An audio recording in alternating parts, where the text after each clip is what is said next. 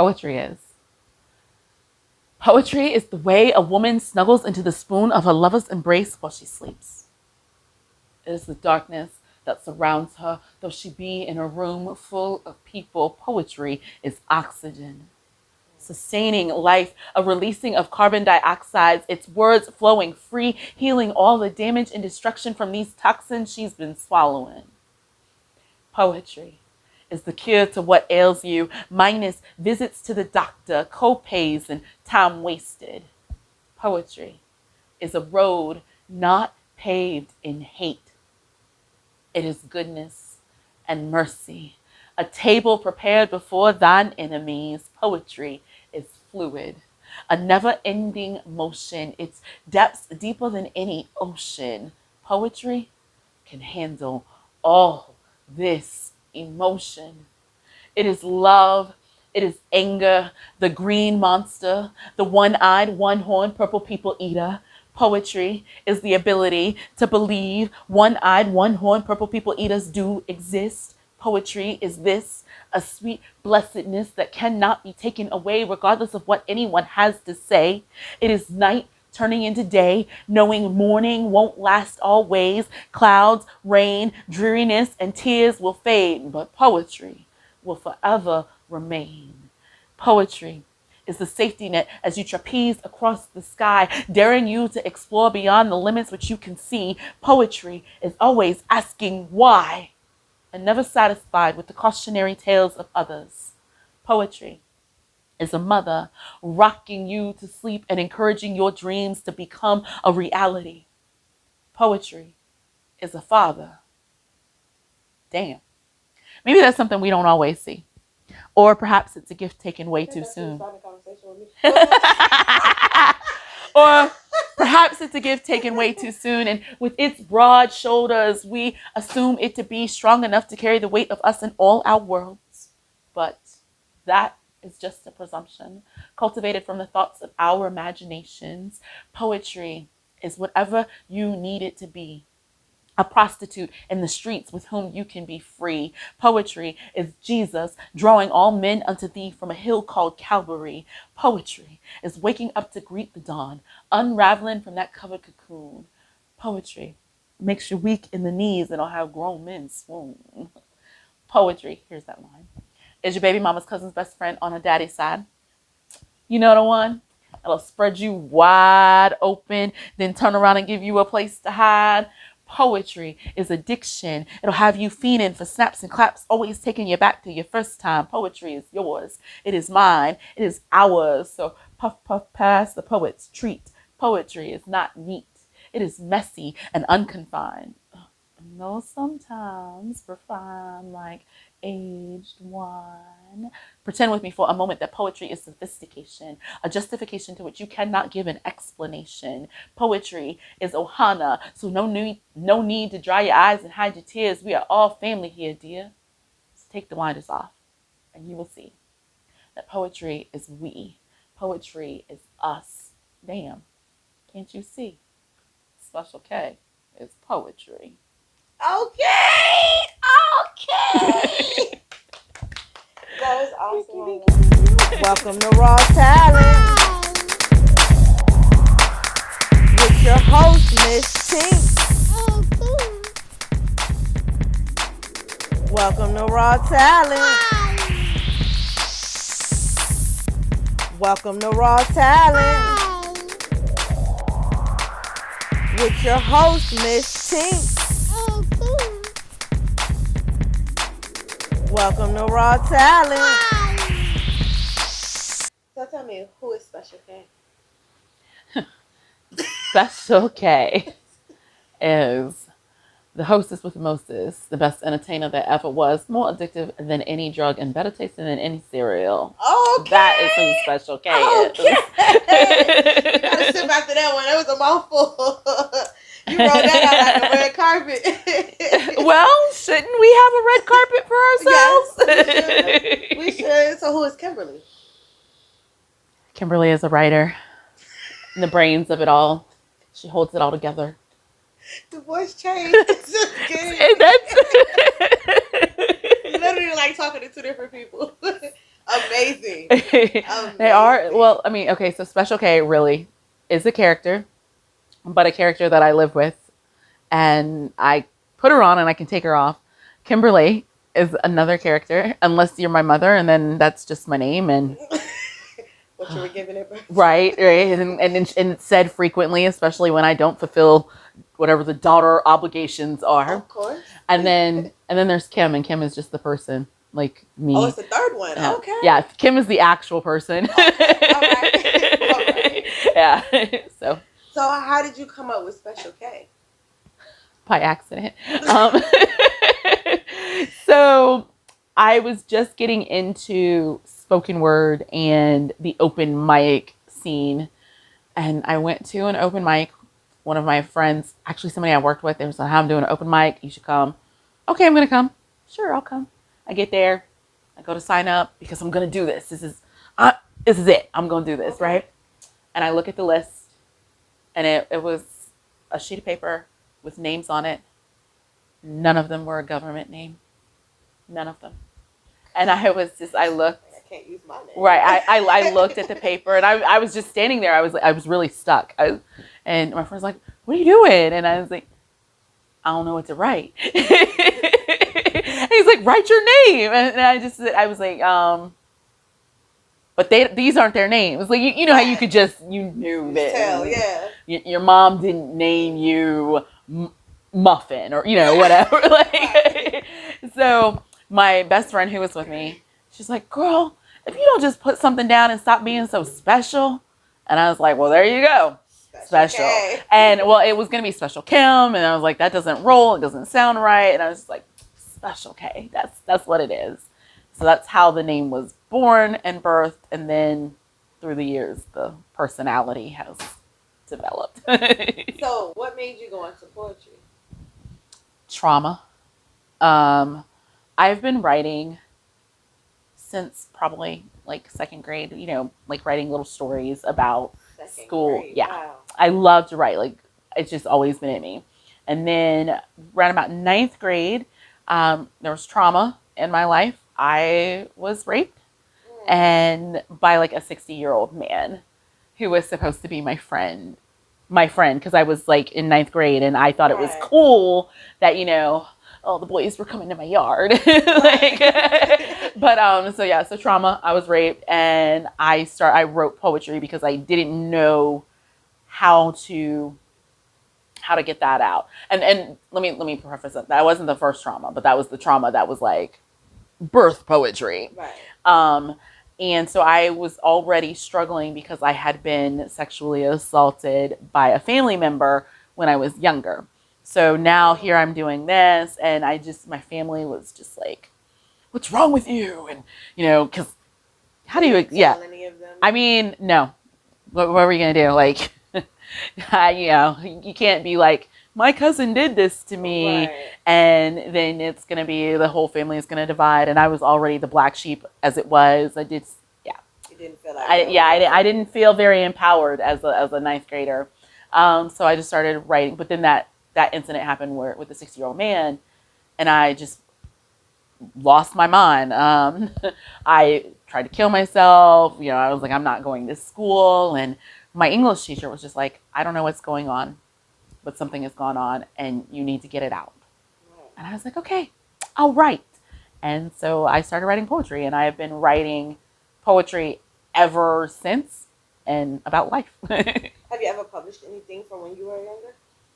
I did, but I don't remember it. My English, same English teacher, she was phenomenal.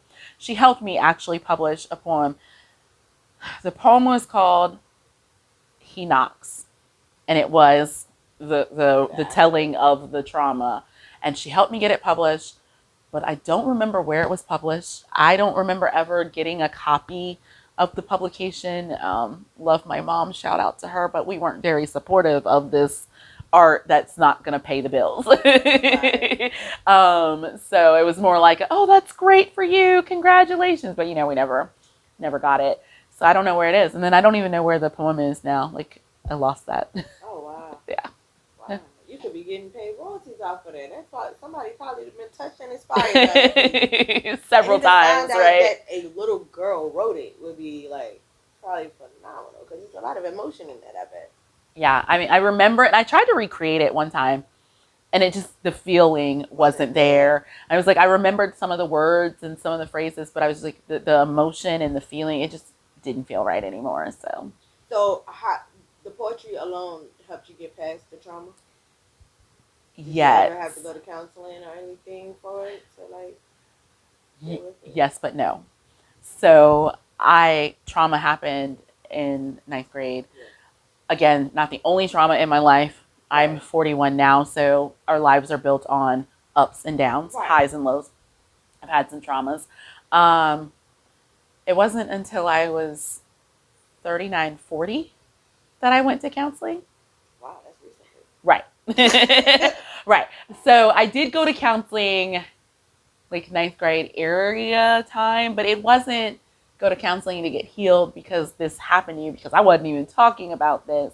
My dad had died in the spring of my 8th grade year. Ooh, and right. So my family thought that everything that was presenting was grief. Right. So I went to grief counseling, which is different than what you needed. Right. And also I didn't want to be there. So it didn't really help. It didn't help. I was just a body there, and my mom was throwing money away. So that's why I say yes and no. Yeah. I literally wrote it. I was writing and writing and writing and just poetry, getting it all out. Poetry really was my best friend. It was my only friend. Looking back, it was my only friend. And then 39, I just had an aha moment. And it's like, I'm going to enjoy life, and I'm going to be healed, and I'm going to be healthy, and I'm going to go back in these trenches. And so that's when the counseling came in of like, okay, you're going to love yourself, and why don't you love yourself now? So, but you're also a mother. Yeah. So being a mother, carrying this baggage around with trauma, wanting to protect your kids from the trauma, because you don't want that to happen to them. Mm-hmm. So how did you deal with all of that and keep your sanity? Because that is a lot. You got a whole backpack and then some. Right. So when my kids were younger, I worked in places where my kids could be. So I always had eyes on my children. But again, I didn't realize that I was doing this because of the trauma that I had experienced. I just was like, this is the kind of mom I am, and I know what kind of world's out there. And, right. But it wasn't, I didn't realize it was like directly related to that. But so when they were younger, I have 5 kids, 3 that are naturally mine. So 23, 22, 21, 16, and 5. So the 23-year-old didn't come to me until she was 17. So the 2 oldest ones always went with me. I worked in daycares. I worked at the Children's Place in Virginia Center Commons. There happened to be a little bounce place right next to the store. They would come to work with me, and I would just send them to the bounce place.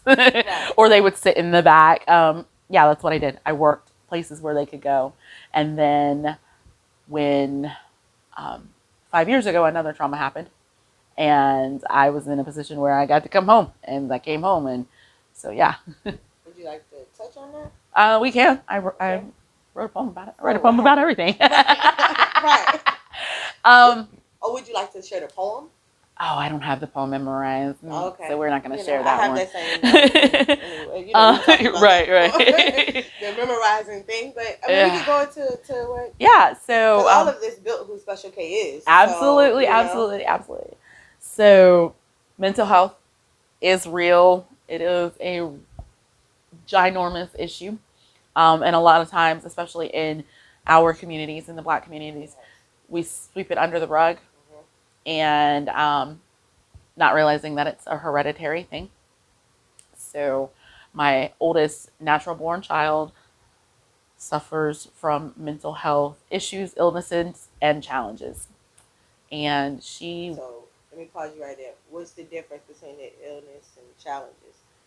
illness, issues, and challenges? There are 3 different things. No, I don't want to say that there's 3 different things. I just want to make sure that that everybody knows that it's not just, oh, she's depressed. Oh, okay. All right. It's anything you can think of when it comes to mental health, illness, not necessarily awareness, but just the illness, Yeah. And the challenges that go along with that. She suffers from that. Right. And so when she was 16, 15 or 16, she got pregnant, and the doctors and everybody took her off of all of her meds. Oh, she was already on medication. Yes, she was on. She had been on medication since she was like 10 years old.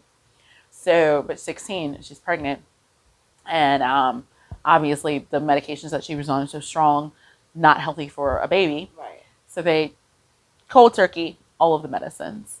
Wow. That left this mentally unstable person.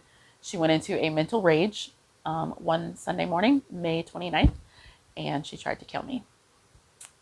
And it was she still pregnant? Yeah, she was pregnant.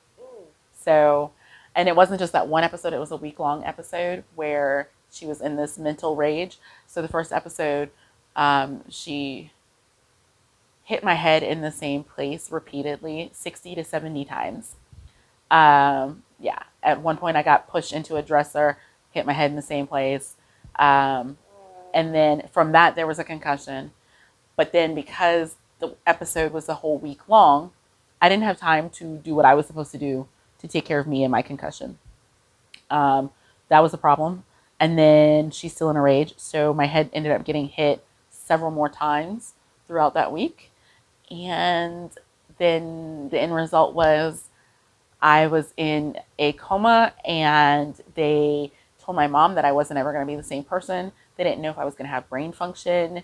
They didn't know if I was going to do all the things I do now, walk, talk. You already had other kids too, in the same home. Yes. My youngest was 11 at the time, and she was there along with my godson, who was 11, was there along with my son, who was 16? No. 15. He was 15 at the time. So, yeah, we were all there, all witnessed it, and then the week-long progression of it and the results. And she didn't know that she was doing this? Or she couldn't control it? She couldn't control it. I don't know that she knew that she was doing it at the time, but what I do know now is that she is cognizant of what happened, but not to the extent of what happened, and also it's not something that she caused. If mentally she didn't do this. Right. It was my fault that this happened. Why was it your fault? Because I made her angry. You triggered her. So this isn't me talking. This is her talking. Oh, so, okay. All right. I was going to say, you really think that? No. I don't think that. Right. Healthy brain over here. But no, in her mind, she is cognizant and aware of what happened, right, of the role that she played. But in her mind, if I hadn't of pissed her off, right, then she wouldn't have done that. And it was my fault because I made her angry. Wow. So to healthy mental people, that doesn't sound very crazy. Right. So those are the issues that we were dealing with, the challenges that we were dealing with, the challenges that continue to this day. Well, 5 years later, you're wonderful. We'd never known that happened. Right. Praise God. Miracles Yes. do happen. I am a living, breathing, walking, talking testimony. Miracle and Yes. testimony that they do exist. So how's your relationship with her now? And did the baby survive all of this? Baby survived. Baby lived in foster care for a year. And after that, came home to me. So I have baby. He is 5.5 years old, going on 85. Of course. They age so gracefully. Right. And he is really an old man at heart. The things that he says, he's just an old soul. Do you have to worry about the mental challenges with him as well? Or you have to watch it? So I live my life. I'm not going to worry about things. I am a firm believer in God. And I trust God. I trust whatever happens because God has authorized it, ordained it, allowed it, and will see us through it. And so I really try not to live with, well, what if this happens? What if this Yeah. happens? But what I learned in going through everything with my daughter is that mental health issues are genetic. And I started doing, when I came home and I could function enough to do work, but not go out and work, to the point where you're bored in the house, but you can't leave the house. I started researching and doing genealogy. And I came across several instances in my family tree where it's like just things that make you go, Yeah. And you're like, it doesn't say mental health illness, but that was mental health. Right. Like, for example, my great grandfather died by getting hit by a train because he was walking on the train tracks. And it wasn't a bridge. A person in their right mind. Right. Train tracks. It wasn't a bridge, and I know the area. I was actually able to go and see where it happened. So it wasn't a bridge. It was ground train tracks. And I was talking, and I was like, you know what? Even if you were walking on the train tracks in your sound mind, even if you were deaf, you could feel the train coming. If you were blind, you could feel the train coming. And I was like, so that was suicide. It wasn't labeled suicide, but. And I guess the problem would be there in our community is we don't have these type of discussions. Because maybe if you had these type of discussions, you would have had more insight before. Not to say things would have been different, but you would have had more education. Absolutely. About the possibilities. The poem that I wrote. So the poem that I wrote about this is called I Was 28, because that's how old I was when everything started. And then it dictates several incidences with that. But in the poem, I do say nobody warned me or foretold of what was coming. Right. And I was like, people had to have seen it and known that something was wrong. But instead of saying, and to me, when I'm like, oh, we're dealing with these issues, we're dealing with this, and everybody was like closed mouths. Nobody said anything. Nobody said, well, this happened, and we really need to look at our history. And nobody said, you have a cousin who has these same issues. I really felt like I was on an island by myself, and I was the only one in my family, in the world, who had these kinds of. You just fell out the sky. Right. God was like, I choose you to be Superwoman. Right. Plop. I really felt like that. And it wasn't, again, I started learning for myself. But when I brought these things up to my family, they still they weren't like, oh, yeah, we have a history of this. It's like a stigma. And I was like, it's not a bad thing, guys. Yeah. But there are going to be other people that deal with this. And they need to know that they can function and that, it's not all bad. So how's your daughter now? She's my daughter.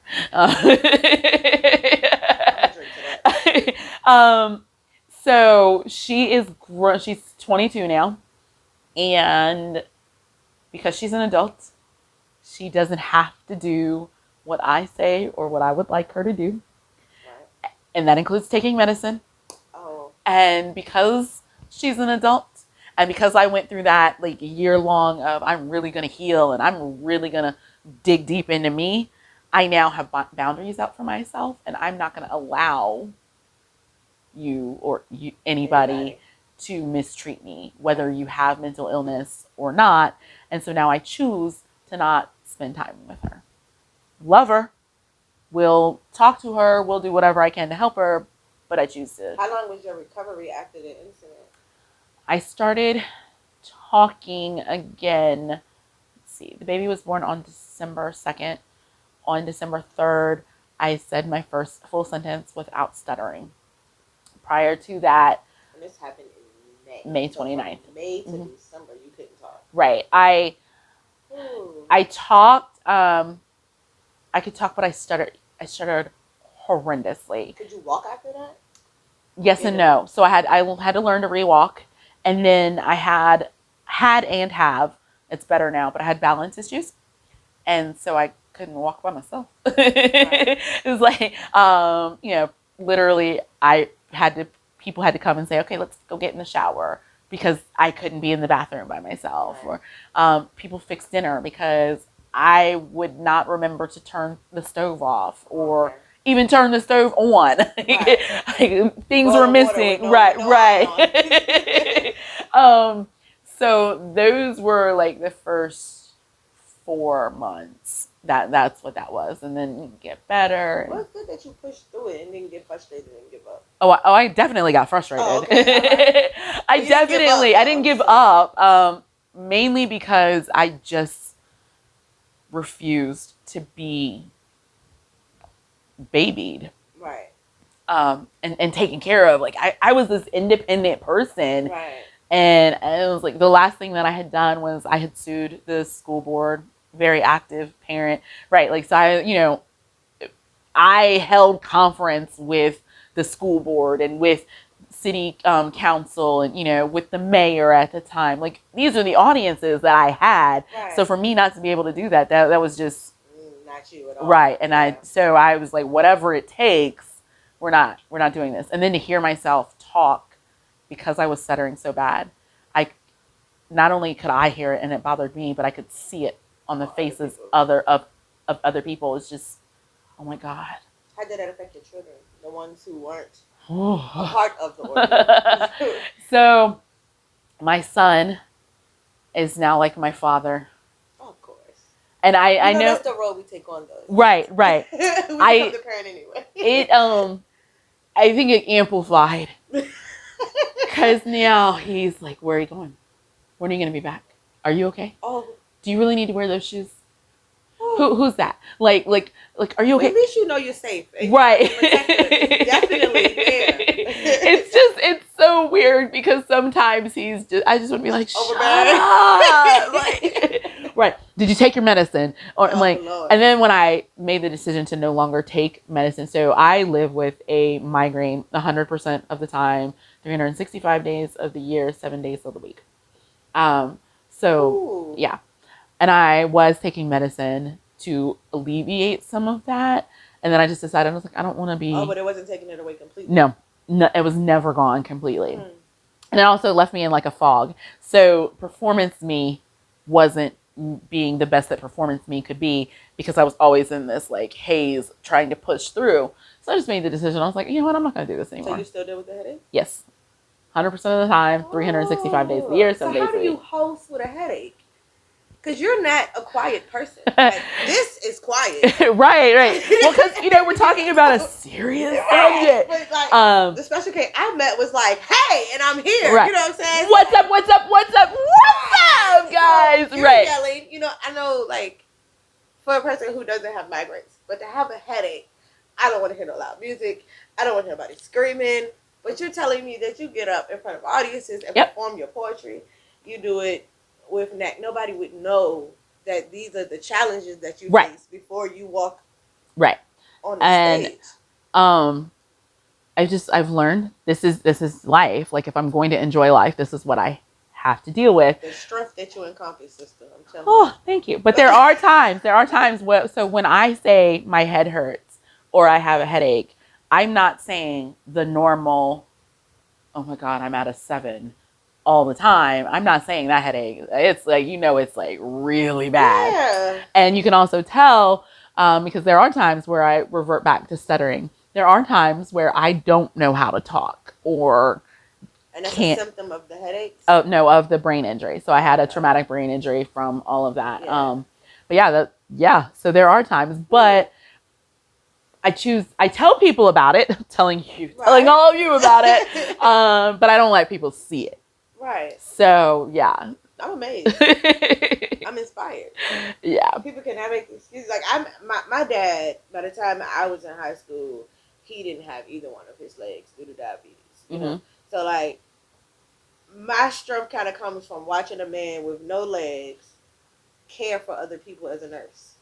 You ever see somebody in a wheelchair lift somebody else because they can't walk? Right. You know what I'm saying? So it's like, it kind of puts me in the same space with you, like, to see, like, it's no excuse. Right. That and I really, I feel that way about no excuse. When people are like, oh, I want to do this, and I'm like, but I can't. Why aren't you?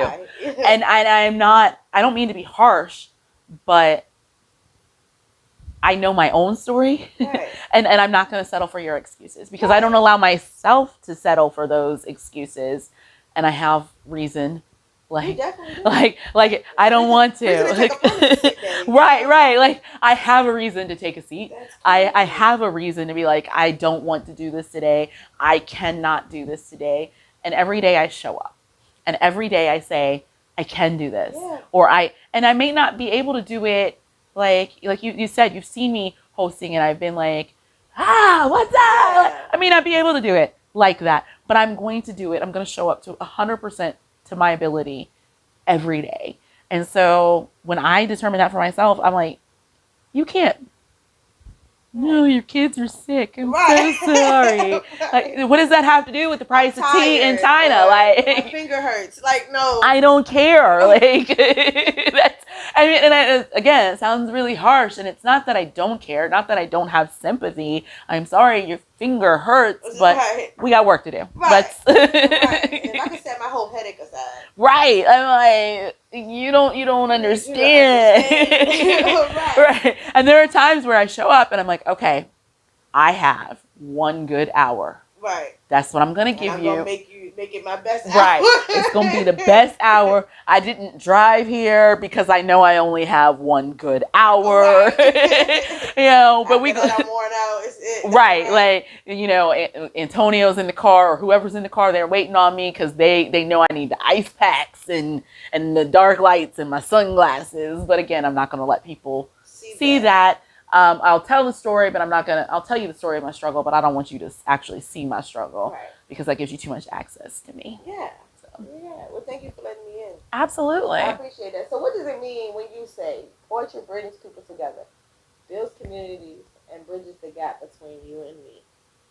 It's self-explanatory. But I want to hear special case. So poetry, and I also say poetry takes you places.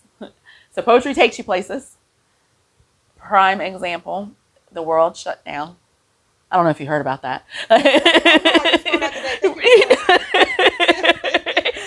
didn't know if you knew, but the world is shut down and there was nothing to do. And I love people. I love entertaining. And I was sitting at home entertaining my children. That doesn't go over well. I was about to say, did you have fun with that? They didn't have fun. I didn't have fun. Y'all was all miserable together. Right. And I was like, I gotta entertain myself. Like, what am I gonna do? Right. And I went online and I was like, oh, people are going online and Zoom. And I was just like, okay. So I started doing Zoom open mics. But I also realized that with the world shutting down that, hey, I like going to bed at 9 o'clock at night. Like, that's, who knew?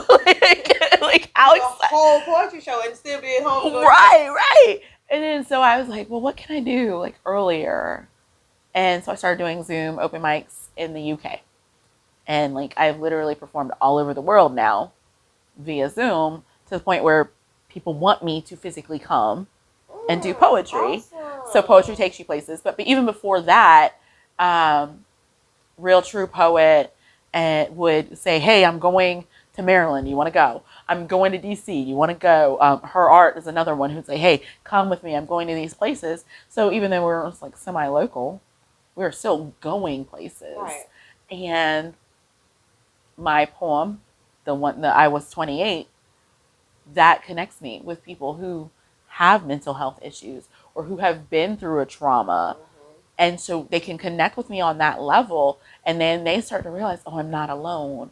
Same thing with, I have a poem called Me Too.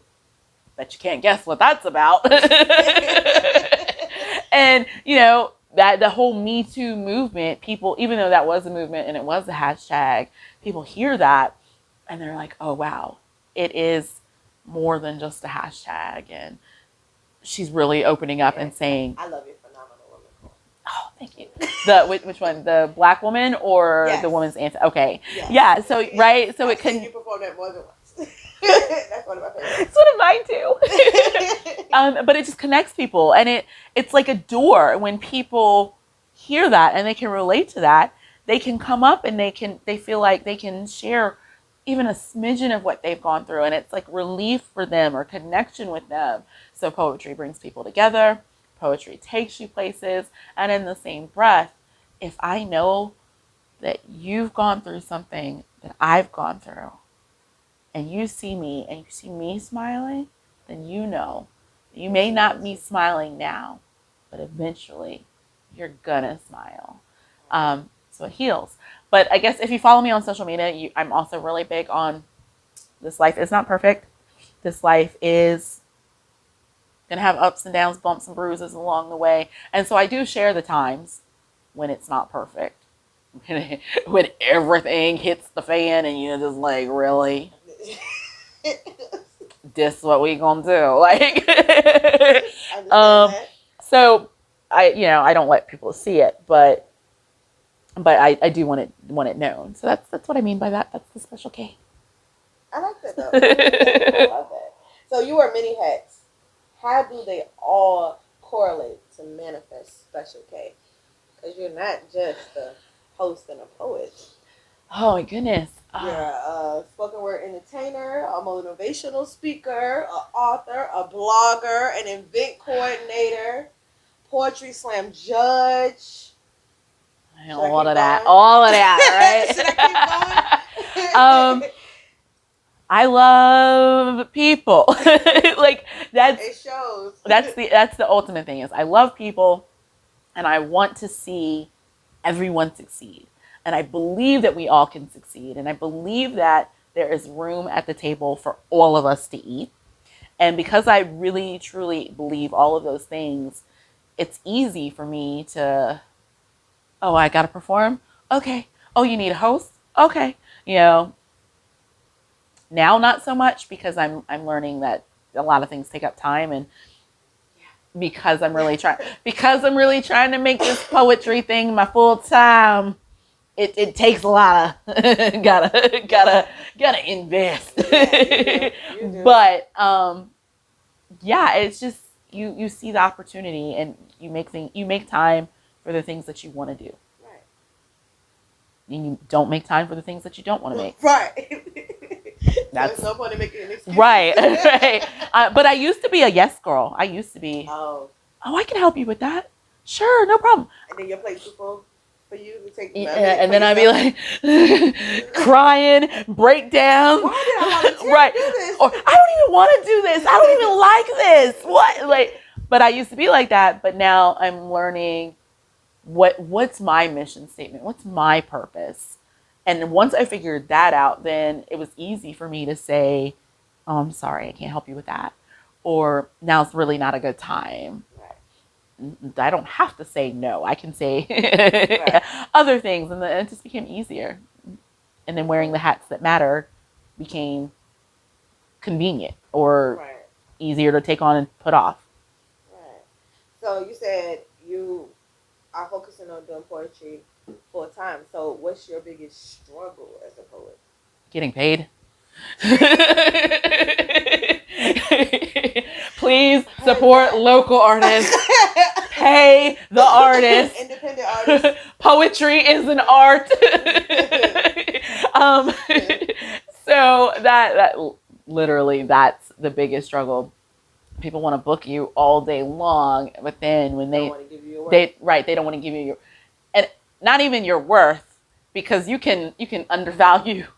Okay, well, I can help you out.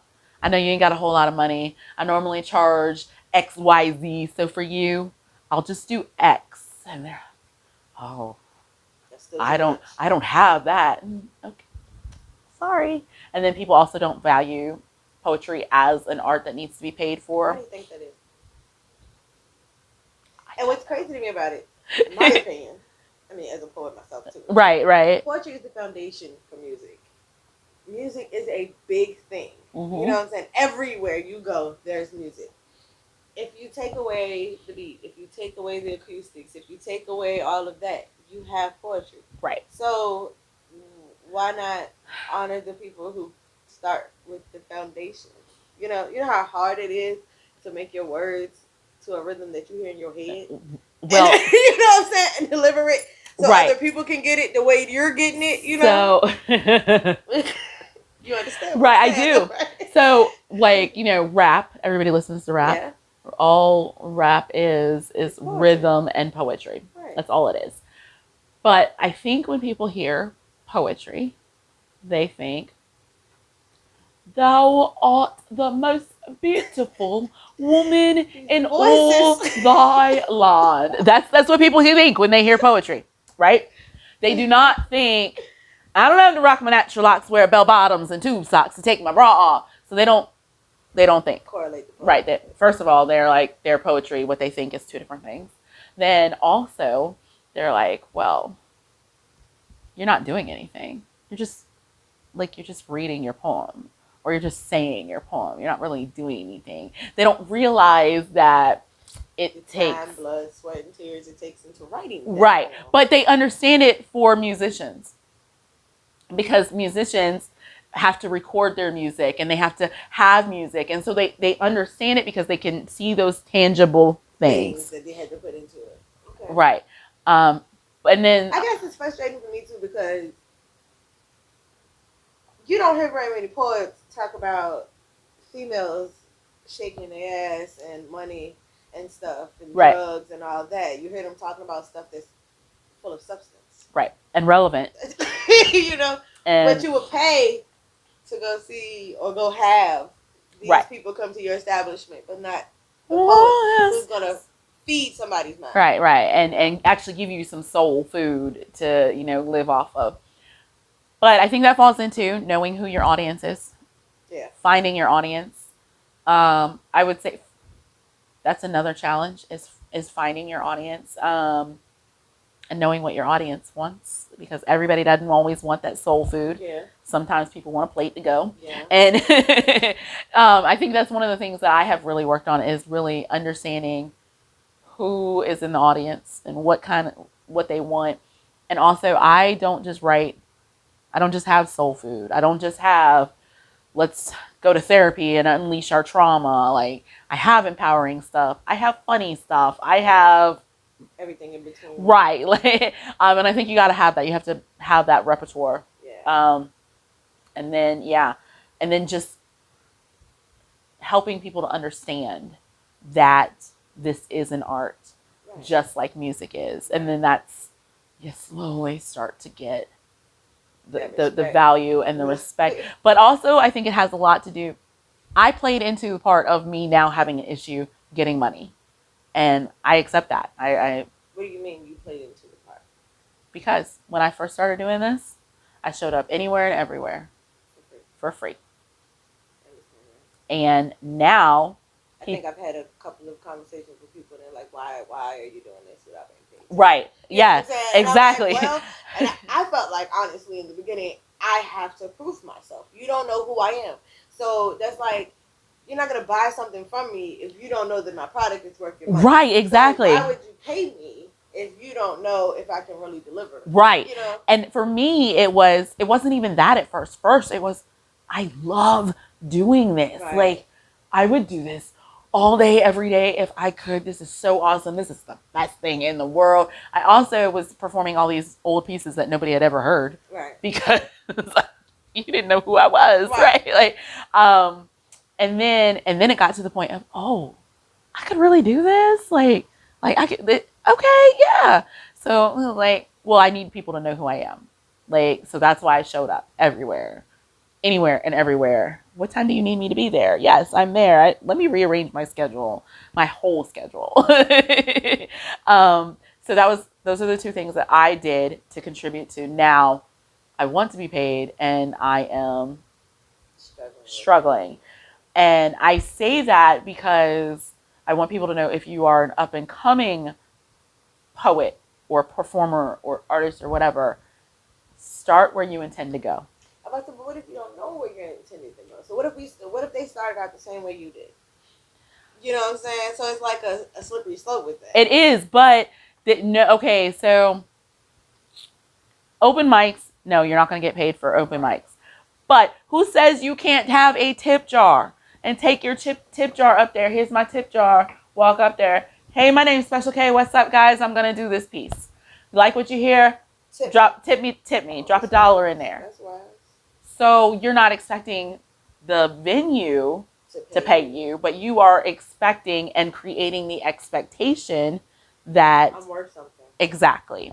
And then also, you don't have to be everywhere and do everything and Right. saturate, oversaturate, because if you're good, people are going to talk about you. Right. Without you even knowing it. Exactly. Without you even knowing it. So hindsight 2020, do as I say and not as I did.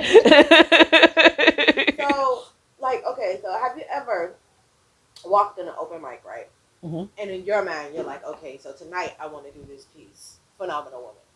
You know what I'm saying? I forgot what the name of it was. Black woman. It was a phenomenal piece, but Black woman. So that's your intention, and you rehearsed it, and that's what you got down. But the vibe is not that. Have you ever had that happen? All the time. All the time. How do you recover? I mean, and it may seem like, well, you just pull out another piece, but it's not always that simple. It's really not. There is an art to reading a room and reading a crowd. I don't know how to explain that art, but it's one I learned real quick because of this very thing. I have 4 poem books that I have with my stuff in it because I have like 500 poems written and like 7 memorized. So I always have them with me if I go to an open mic. Always. That way I can kind of like flip through. Yeah. All right, what's this crowd? What's going on? And just you pick up on the vibe. You pick up on the energy of the room. And they may not be we need the powerful Black woman. Right. They might be the can we talk about sex people? Or like right. and you just feel it, and you just kind of know you have to know your own pieces and who you're. It's weird. So when you're in business, they tell you know who your audience is and market to your audience, and everybody isn't your audience. Right. Well, I don't think that that's true in poetry or in entertainment. I think everybody can be your audience. It's not how you deliver it. It's how you deliver it and what you're delivering. So I look at myself as I am the grocery store. I am the Walmarts of poetry. Right. I have everything. Right. And I just have to know my pieces and which pieces go for which customer. And I think that's what that's how you do it. Yeah, I believe that too. So what drove you to be a motivational speaker? My life. Like, you can't. I think that was going to be the answer, but you can't live. you can't live and already, right. Like you can't live and survive and become the victor of everything that I've been through and not go back and be like, I'm going to pull somebody else out. And I may not have to go back to the trenches of, oh, you were molested? Oh, you were raped? I don't have to go back to those trenches. I can be like, right now, you are beautiful and you are going to be successful. And this is how. Like one little itty bitty tip. That's it. So. You don't got to unveil all the scars. Right. It's not my, yeah, exactly. So you're not going to be able to answer this question either, I don't think. But what does your artwork represent? Because I think you kind of covered that as well. Life and the world. Right. So my art is a representation of what my life looks like and what the world as I perceive it or those close to me perceive it. So when Eric Garner. Eric Garner was murdered. I did a piece called as a Black woman, I was never meant to teach Black boys how to become Black men, but the police have forced my hand, becoming daily vigilantes. So in that piece, and then it goes in and it says Eric Garner was never meant to become a martyr, but with cries for mama and struggling breaths, he walked in. So life. life is what my art is. My art is a representation of life, and life is a representation of my art. Amen. I like that answer. Thank you. Like just pulled that one out. I'll have to remember it. So you said where you started is not the same vision that you have now because you changed directions. Oh, yes. So where do you see Special K going? Because we already international. We're already in the UK. You know what I'm saying? So where do you see yourself going? Like, where do you see your feet being planted? What is your goal? I don't see my feet being planted. I'm always going to be flying. So I'm the trajectory. I want to stay on this trajectory that I'm on, which is performance spoken word. I want to continue what I'm doing, but I want my audiences to grow. And I also want to broaden the motivational speaking side. So currently, you're getting like a snippet of motivation on Saturdays, like on my social media. I do Strong Finish Saturdays. So you're getting like a snippet. But I really want to move into the world of conference speaking and not just booking me for a conference to be your entertainer, but hey, I can be your entertainer and I can be your speaker. Right. So that's where I'm going. Also physically traveling to the places and connecting with these audiences that I've built online. Book me. Yeah, that's where I'm going. And then also in the back end of things, being a mom and continuing. I homeschool my kids, so continuing this homeschool journey. God, ooh, the arrow. God help us. I'm gonna pray for your strength. I only did it for 1 year. Jesus, I need a break. Can't wait till school starts back up. Yes. I cried the other day when I realized that August was like 2 weeks away. And I was just like, I haven't done nothing. So, yeah. Okay. So do you have anything coming up? Any projects you're working on or anything? If I ever answer that question with no, slap me, tell me to go home and regroup.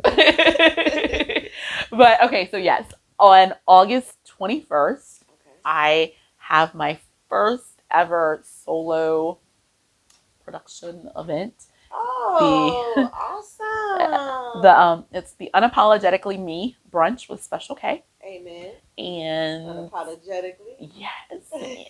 So I have some people that are helping me, some friends that are going to help me, but it's really my show. It's my launch into motivational speaking. So come to the brunch. You can get tickets, Special K Poetry on Eventbrite. But also, I have some big news that's going to be revealed at the brunch. You gotta wait till August. And if you come to I thought she was about to drop a bomb. I'm like, okay. See, the question that you just asked me about where I'm going, right? I so wanted to be like, oh, I'm doing this, and it, but it's a time and a place. Right. I'll wait. So okay, but if you come to the brunch, not only do you get to hear the news, but you get to be a part of the news. Okay. So just like I'm really super excited about that. That's happening. And then yesterday I actually did a radio interview in the UK. Like I thought that it was going to be a pre-recorded little thing, and it's like, okay, whatever. And this is in preparation for, and I have an open mic feature, not an open mic feature. I have a feature performance at an open mic on Tuesday, and the radio station caught wind of it, and they were like, we want to interview you. And I was like, oh, okay, cool. Thought it was going to be, a pre-recorded thing. It was not. It was live. The UK called me like on my phone, and they were like, hello, is this Kim? Yes. Hold for Gary. We're doing the news and the weather just now, and then Gary will be right with you. It's like, oh, this is happening now. Right. I was such a geek. I was like, texting my mom, it's on live. Like, what do I do? And she was like, you know what you do. And I was like, but who's gonna hear it? But no, it's gonna air again on Monday. So that's pretty awesome. I have that. I am planning on going to the UK for a poetry tour. However, the dates keep changing because COVID keeps changing right now, and their guidelines are a little bit stricter than ours, whereas a little bit stricter than ours. Whereas the U.S. government says, "Welcome to the U.S. We would like for you to quarantine. Have a great visit." The UK says, "Welcome to the UK. Please fill out this form. Tell us where you will be quarantining for the next 10 days. We will be checking on you. By the way, if you do not quarantine for 10 days, it is a criminal offense. If we catch you, you can do jail time for not quarantine for 10 days. You have to perform, but you have to go 10 days ahead of time. Right, which means... At minimum. So yeah, so if I'm only planning on being there for 14 days, then I only have 4 days of performance time, or I have to be there for 24 days and quarantine for 10 days. And who has that kind of money? But actually, if you have that kind of money, right. Like the time I'm not so much worried about, because it's like, if you have that kind of money and you're going to bring me over there to do it, well, guess what? You're bringing me the kids. The kids are coming. Right. We're all going to quarantine and do school in the UK together. It'll be fine. But that's a good thing about homeschooling. Right. I just don't have that money, the funds to do that. So, yeah. Wow. Well, how will you travel with the headaches though? Because you have to have somebody with you that can help you with when you have those spells, the moments. I do have to. That's a good question. So first of all, I've never flown before.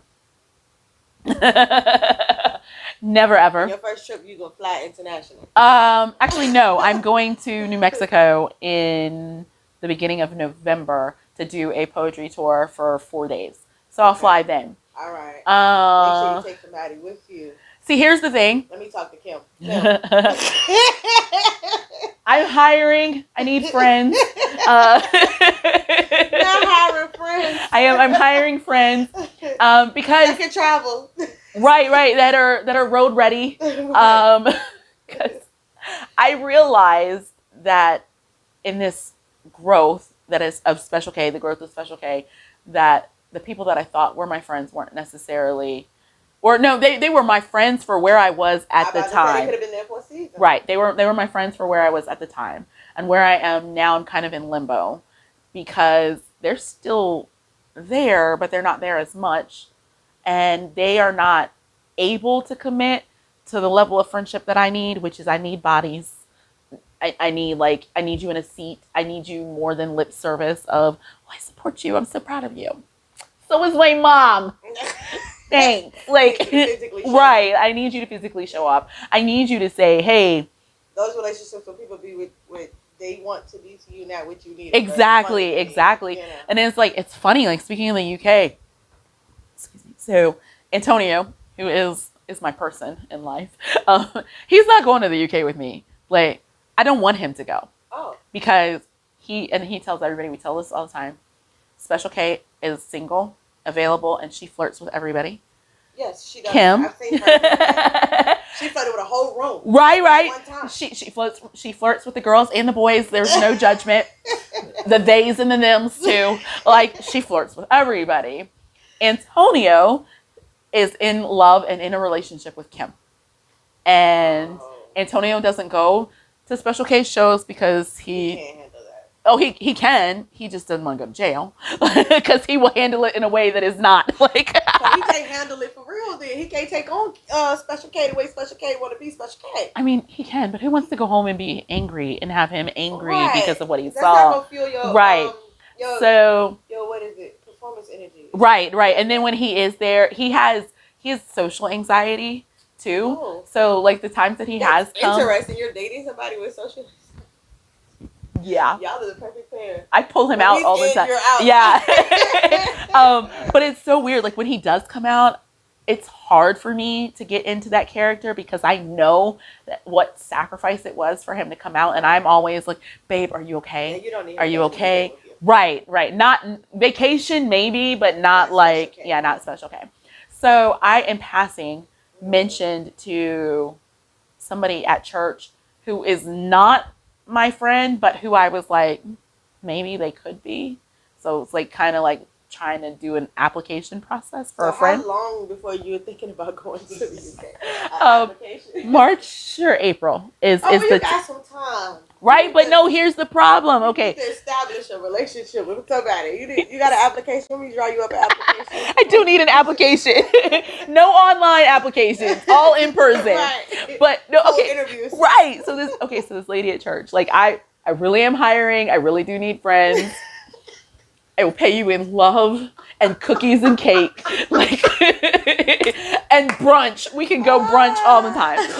But so I was, trying to feel her out and see if maybe we could be more than just, hey, how are you doing? I love you at church, whatever. And I was like, hey, you want to the UK with me? And she was like, what time? And because I know you're going to say online. Now, mind you, this person knows that I have done online shows for like the last year and a half. This person has never shown up to an online. So to ask me that, I was kind of like, and I just came out. I was like, no, I'm really going. Are you going with me? Oh yeah, I'm gonna go. Not when are you going? Not what do I need? Yeah, I'm about to say I didn't believe it. Right.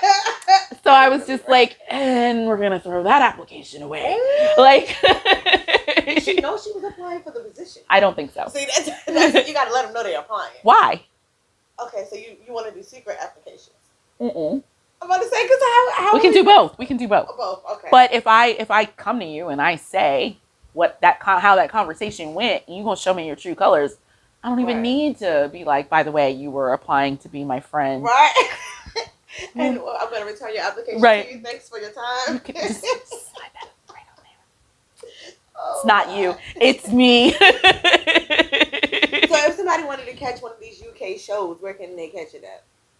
They're all on Zoom. The best thing to do is follow me on Facebook because I'm grown and that's where I play. Okay.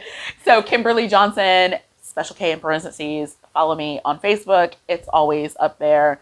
You'll have the most up-to-date information. So when I know, you know. Okay. So if anybody wanted to book special K, because she needs to be booked. Follow me on Facebook. Kimberly Johnson, special K in parentheses. I'm also on Instagram, Divine Miss Kim with no vowels. So that's DVNMSKM. And my email is the same, divinemisskim at Gmail.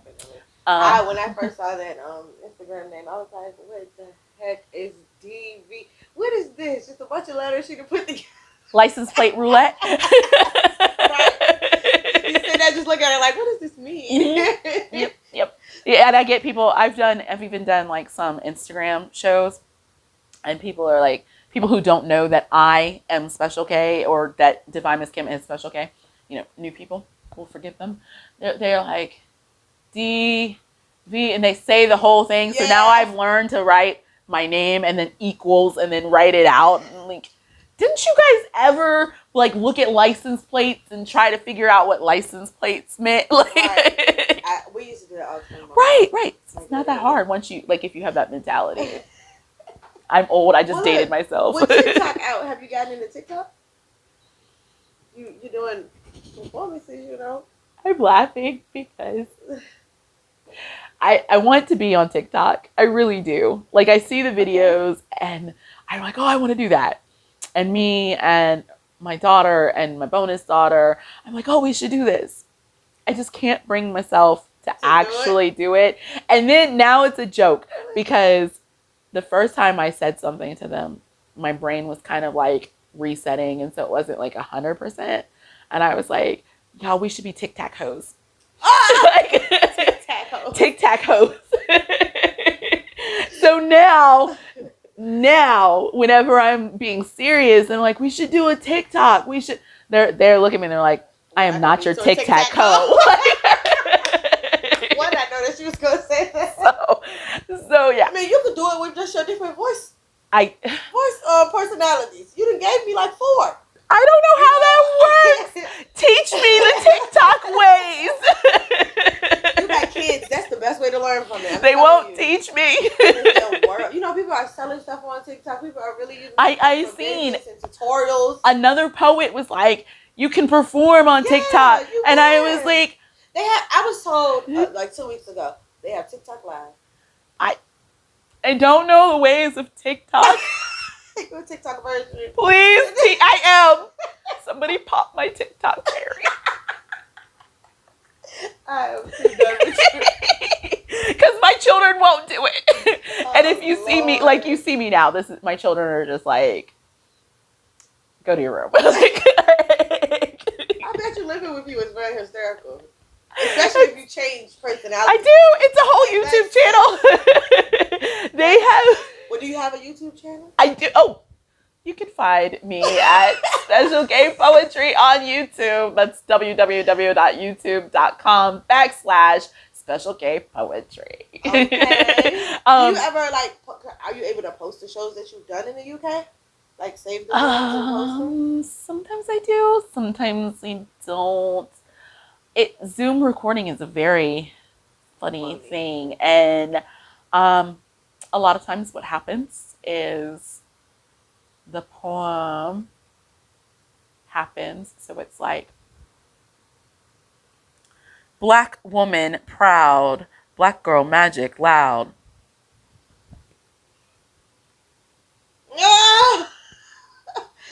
Words.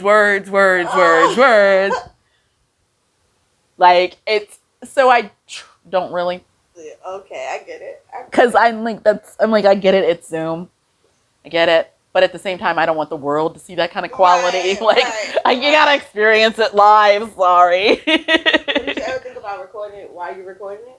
I've done that a couple times. So I do hashtag Sundays are for spoken words, and so on Sundays I will post something that I've done or am doing, just to kind of let people know, hey, yeah, I'm still relevant. I do this. Because if you ain't posting, you ain't relevant. Right. You don't exist. It didn't happen if we didn't see it on social media. You disappear off of social media. Right.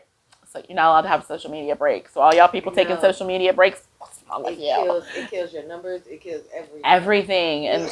And then you can't even have somebody do it for you because it's not the same. It's just not the same. Yeah, I think I was gonna try that route, and then I was like, no. I really, it's horrendous. I live on social media. Like I wake up at 5 o'clock I wake up at 5 o'clock in the morning because I wake up at 5 o'clock in the morning. But from 5 to like 8:30, I am posting or creating content for social media for that day. Like there's no getting ahead of this monster. Right. So I can only imagine. It just sucks you in. Right. And you stop. I just want to eat breakfast. One more. Like, and don't get to strolling, because then you be really stuck. Rabbit hole, like right. Alice in Wonderland. Facebook to Instagram, Facebook, And I do have a TikTok channel account. So I even get lost in the TikTok. Yeah. I have help me. One of my cousins and my sister, they send me videos like people say good morning and stuff. Like we wake up to TikTok. Yeah. Yes. Antonio. Okay. So Antonio and I communicate throughout the day. He doesn't send the WYA text. He sends me TikToks. Like that's our communication back and forth throughout the day. Like you look at our text message and you like, I say, oh no, me and Antonio, we text all the time. We really do. And then you look and it's like TikToks like all day. It might be like, what do you want for dinner? Can you pick up some trash bags? TikTok. Or we feel the need to tell each other that we're like using the bathroom. Oh. Via gifts. Like gifs. Like well, y'all definitely have some humor. So he may have social anxiety, but he ain't got communication anxiety. Right. But now, okay, serious. No, wait, get my serious face on. Seriously, how I am with you right now is not an act. Like this is how I am. I know. See, we've been with each other in different settings. Right. We've had the performance setting. We've had a business setting. And now right. we have a chilling right. And This is who I am. Right. Okay. Even in business meetings, I try to be like super professional, but that girl Kim comes out every now and then like, just do whatever. I don't care. Like, whatever. So I really am this way, like at home, and it kind of forces everybody around me to be this way. She's the life of the party. She's the life of the party. Yeah, well, That's fun what makes party. Special K so easy to come out. You know? Right, but then I do get quiet, and when I get quiet, they're all They like, think something's wrong. that's their first thing. We're working on this. I'm trying to train them that just because I'm quiet doesn't mean that something's wrong. I might just want to read a book. Like, right. I might just be writing a poem. But actually, even that, they tell me, they're like, okay, if you're reading a book, you'll have the book. But if you're just quiet with nothing, there's something. Yeah, they're like, there's something wrong. You're thinking about something. And I was like, I could be writing a poem. They're like, you're not writing a poem because you didn't call us 10,000 times to hear the latest line. So, but at least they know. Yeah, cues. I love them. I love them, but I'm trying to give them away. Anybody want them? Well, I want to thank you for coming. Are we done already? Yes. Oh my gosh, this is so much fun. Well, I'm glad that you think so, because we'll definitely have you again. Absolutely. Oh, can we just this was just water, guys. Both of us are just drinking it was water. just water. I don't want y'all to think that I was like tipsy on the sauce. Definitely sober. It was spring water, straight out the bottle. I watched her open it. Put that disclaimer out there. Right. Could you give me like a Thank you. your baby mama, cousin, sister over this street? On a daddy's side. Lord. I like that. Yeah, that's the one I wanted, but I was like, how do I get into? That was like at the middle, almost the end. Right. I was like, it's so weird. Like, I can memorize them, but if you ask me for like a snippet, I can only give you like the beginning or the end. I can't just go diving into the middle. That's better than me, because I'd be like, don't put me on the spot like that. Don't do that. That just happened within the last year that I've memorized. The 7 that I have memorized was when like. We talked last year, you was telling me how to your algorithm for it, and mine has been like I did a video to the poem, and I remembered it because I did the editing. I shot the video, so I had to hear it over and over and over and over again. Like, yeah, and that 3-year-old knows the poem now. You know what I'm saying? So that's the only way I know it. Right, and that doesn't. People say, well, you memorize songs on the radio. Yeah, but it's not the same. It's not the same. It's really not. I have to say it. And I get frustrated because it's not the same. Because I'm like, well, clearly I wrote it. Mm-hmm. So why can't I retain it? Because at first, like, I would literally record it and listen to it. And I could say it with it. But if I took the audio away, I'd be like, what was the next song? Right. But I could say it with the audio playing. Like, to the right. I thought about putting earpieces in my ear and just play it while I'm performing. That's a good idea. Because it's like I can say it with it on beat, you know what I'm saying, with what I'm saying. But the minute I take the audio away, it's like nerve center. Right, or something. I don't know what it is. I don't yeah. Side note: if you ever see me with headphones in, mind your business. Oh my gosh! You asked me about upcoming stuff, and I completely forgot to say this.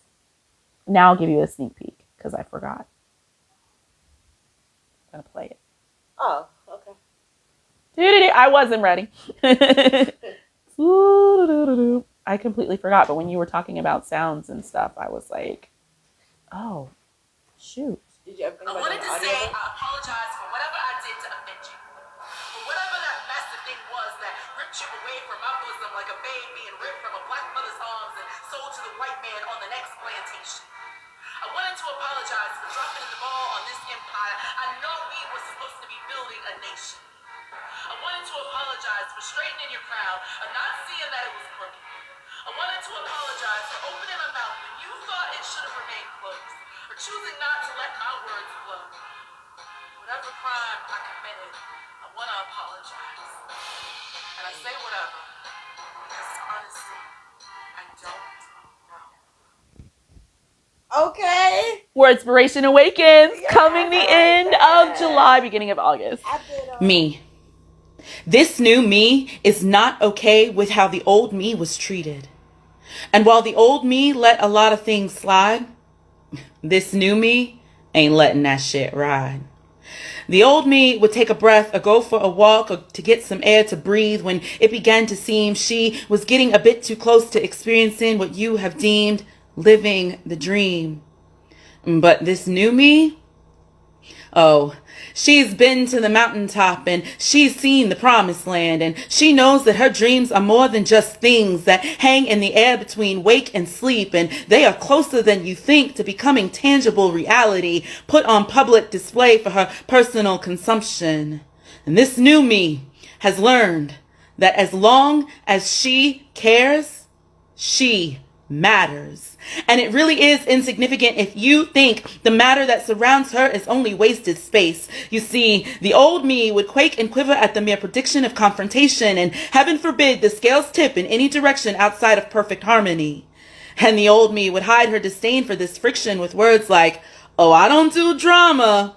But the truth is, she was a runner, always running away. She ran from life because she believed she could keep the peace if she just disappeared, so she became adept at hiding. You'd hardly ever notice her, and you probably wouldn't even see her shadow. That's how low she would go, lying dormant, a doormat at your door, and you probably never even heard, or maybe you just ignored her oomph as you walked all over her.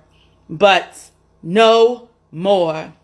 Because the new me carries a peace, and you can't have your cake and eat it too. One way or another, there'll be peace that surrounds me, so you decide. What'll it be? Bow and call her queen, or tuck tail and run while she readies her aim? I hope you brought your pencil and paper, because your lesson has begun, and it's best you take notes, because whether you give your consent and allow it or not, this new me is about to put you all the way in your place. And yes, the old me would fall prey to your threats to call mother because, let us be honest, that's where this travesty was birthed. And I don't mean the day she was born, but rather the day she learned that people-pleasing made the bruises recede just a little bit faster, and life in general was easier if she anticipated your every demand and jumped too. But the new me? Oh, she ripped the Band-Aid off that festering wound, performed self-inflicted surgery to remove the gangrene, and spent day upon day rebuilding her strength till she could boldly say, "Mother don't run shit on this here ship." The new me has risen to captain of her vessel, and I'll end with this. She hasn't even yet begun to flex all her muscle. Tink did not come to play with you hoes. I came to slay, bitch.